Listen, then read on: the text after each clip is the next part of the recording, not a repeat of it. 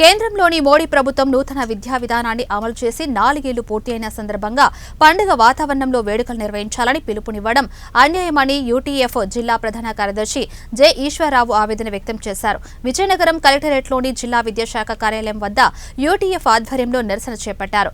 ఈ సందర్భంగా దాదాపు 12 లక్షల మంది విద్యార్థులు తగ్గిపోయారని, పాఠశాలను విలీనం చేశారని, 3, 4, 5 తరగతులను మెర్జ్ చేశారని ఆగ్రహం వ్యక్తం చేశారు.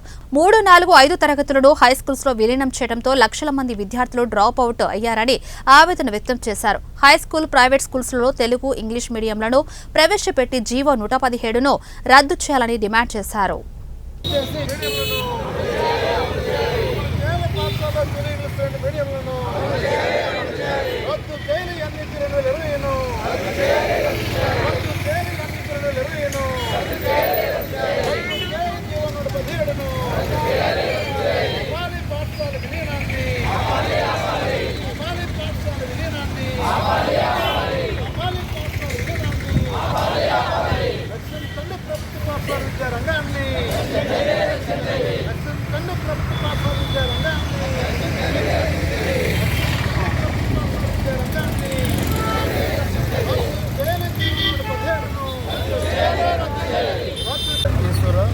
యూటీఎఫ్ జిల్లా ప్రధాన కార్యదర్శి.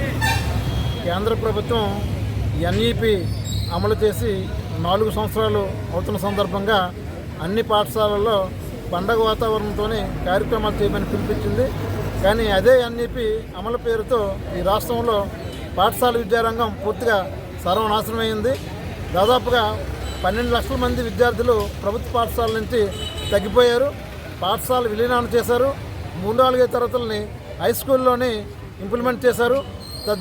దాని మూలంగా విద్యార్థులందరూ డ్రాప్అవుట్ అయ్యే ప్రమాదం వచ్చారు.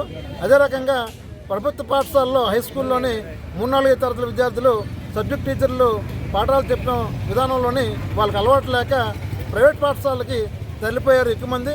అదే రకంగా ఈ రాష్ట్రంలో జీవో 117, మెమో 172 అమలు చేసిన తర్వాత పాఠశాల విద్యారంగం మీద నమ్మకం లేకుండా పోయింది.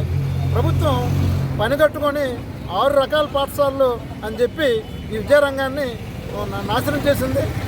ఎప్పుడైనా జీవో 117ని రద్దు చేయాలని, అలాగే హై స్కూల్లోని, ప్రైమరీ స్కూల్లోని తెలుగు, ఇంగ్లీషు 2 మీడియంలు అమలు చేయాలని, ఎన్ఈపీ 2020ని కూడా రద్దు చేయాలని యూటీఎఫ్ పక్షాన డిమాండ్